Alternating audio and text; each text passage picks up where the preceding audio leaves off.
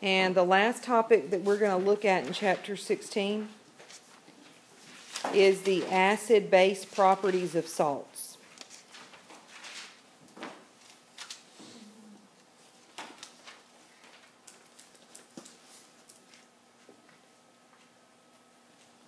And y'all were introduced to this last week in lab. Remember the cabbage juice? That I think you remember. But remember on the cart there were 7 standards. Hydrochloric acid, sodium hydroxide, ammonia, acetic acid, carbonic acid. Was carbonic acid one? No. I don't think it was. I think it was sodium bicarbonate. Yeah. And zinc sulfate. But what I'm trying to get y'all to see is that not everything on that cart was hydrochloric acid or sodium hydroxide. Some of the things on the cart were zinc sulfate, which is a salt. Sodium chloride was on the cart. And y'all know that's a salt. How do you make a salt? Do you remember? Acid and a base. Yeah, salt plus water. An acid plus a base makes a salt and water. Remember learning that? Okay, an acid plus a base makes a salt and water. So, is that salt going to be acidic, basic, or neutral? Well, it depends. If you take a strong acid and a strong base, and that's my abbreviations there, strong acid plus a strong base, together those will make a salt and water. And in this example, this will always be a neutral salt. If it's made from a strong acid and a strong base, the salt will be neutral. For example, name a strong acid. Sulfuric acid is a strong acid. Name a strong base. Sodium hydroxide. Sodium hydroxide. What's the salt?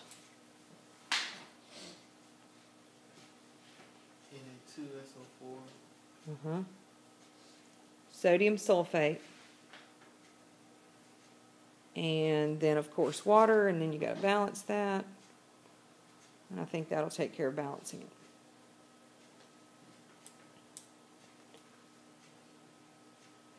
Do you remember what bases are strong bases, y'all? First group. Second group. Yeah. Do you remember that the group 1 hydroxides are strong bases and the heavy group 2 hydroxides? Recall that? Anytime you're looking at a salt that comes from a group 1 ion or calcium, strontium, or barium, because that's the heavy group 2, then if the cation, the positive of the salt, is a group 1 or a heavy group 2, then you know that cation would have no effect on the pH. If that cation is paired with the conjugate base of a strong acid, and there's only 7 of those, then you know that that anion would have no effect on pH. Can you name, without going through this strong acid plus strong base makes a neutral salt and water, can you just name another neutral salt? In other words, when I take this salt and dissolve it in water, it should have a pH of 7.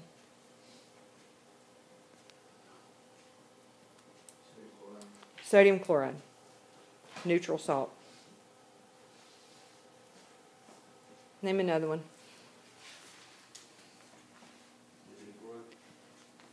Lithium what? Chloride. Lithium chloride. Okay, now Nick can't name another one. Calcium. Cannot. Dalvin can't name another one.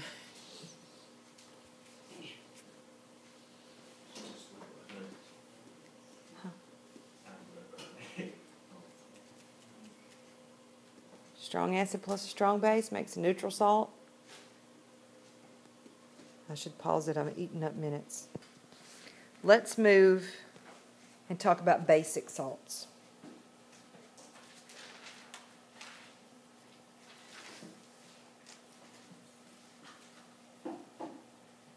A weak acid plus a strong base will make a salt that is basic. So a basic salt and water. Somebody besides Nick, name a weak acid.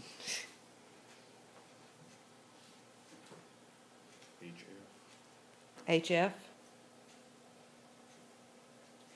Name a strong base.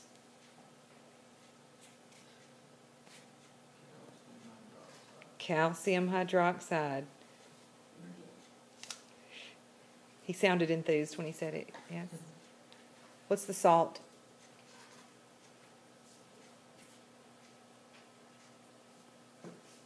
You can talk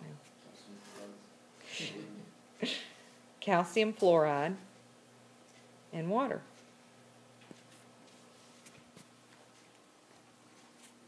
Calcium fluoride would be a basic salt. Okay, whatever. How am I going to know that? Here's what you're going to have to do. When you're given a salt and asked, is it acidic, is it basic, is it neutral? You've got to break the salt down, and you've got to consider the cation, and you have to consider the anion. So when I break calcium fluoride down, y'all know that means I've got a calcium ion and I have a fluoride ion. So consider them one at a time. Calcium ion. Well, that fits in that group 1 heavy group 2 thing, doesn't it? When I say group 1 heavy group 2, is that reminding y'all, oh, those come from strong bases, right? If it comes from a strong something, no effect on pH. So calcium ion makes it neutral. So I'm going to X it out because that's neutral. Fluoride ion. What does the fluoride ion come from? It comes from hydrofluoric acid, doesn't it? Which is a weak acid. So if it comes from a weak acid, it's the conjugate base of the weak acid. Therefore, that would make it a basic salt. So the fluoride ion is the conjugate base, CB is my abbreviation, of a weak acid. Therefore, that gives me a basic salt.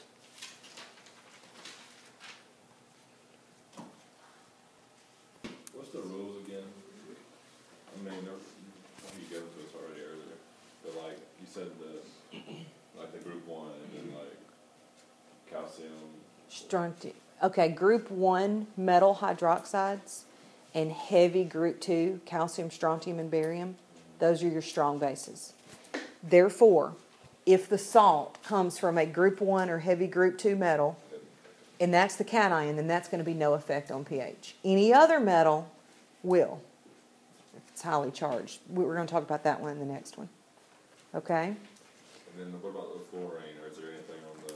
If the anion, realizing that if it's a weak acid, okay, any weak acid, HA, if it gives up its hydrogen, then you've got that A negative. That's the anion.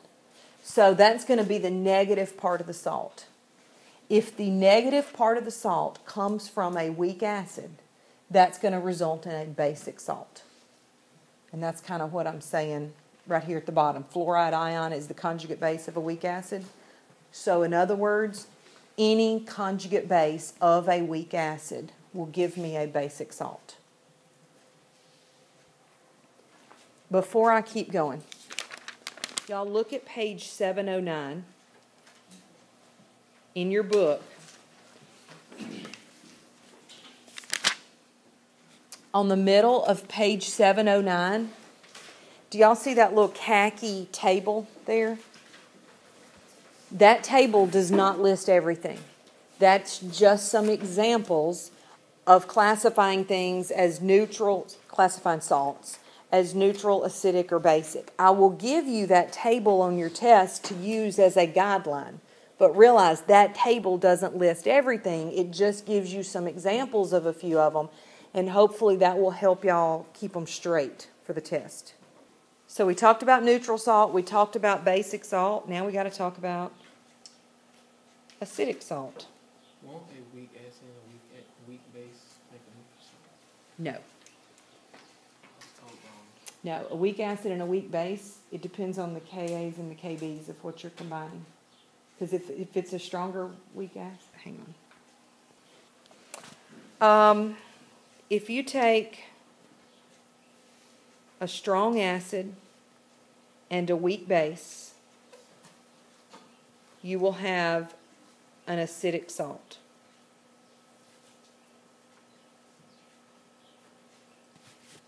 For example. Huh? And water. Yeah, I messed up last time. It's not always going to be water on these, so I'm going to put that in parentheses. Because, like HCl is a strong acid, and you guys know just from seeing it a lot in this chapter that ammonia is a weak base. Don't you? This would make ammonium chloride, which is an acidic salt, because of the ammonium ion. It can donate a hydrogen, but there's not going to be water in this reaction.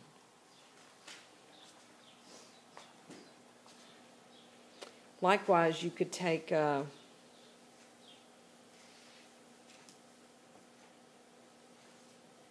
perchloric acid and say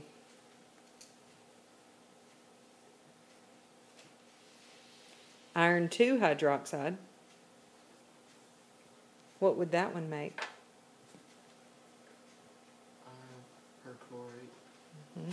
Iron, yeah, and water. And water. It's going to make water if the weak base has the hydroxide.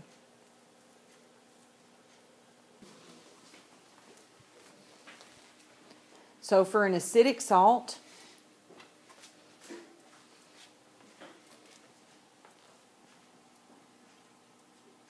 you're going to be looking at the cation specifically for it to be an acidic salt. Do y'all see that? Because in this one, it's the ammonium ion that makes it acidic. Because ammonium, it's the conjugate base of, the conjugate acid of a weak base. Ammonium is the conjugate acid of ammonia, a weak base. Do you see this as it relates to that one? In addition to it being the conjugate acid of a weak base, it could also be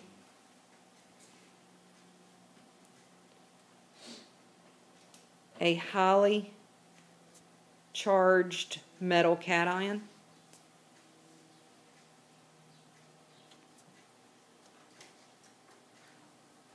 That's what you see right here in this second example, iron 2. If this cation is anything besides group 1 or heavy group 2, it's going to be an acidic salt. Because it's only the group 1 and the heavy group 2 that will make it neutral. Anything else will make it acidic. That's covered on that khaki table. It's the first entry on that table on page 709. It deals with the conjugate acid of a weak base and a highly charged metal cation. Both of those things are on the table. It just lists a few examples. It doesn't give you all of them, but just a few examples of those.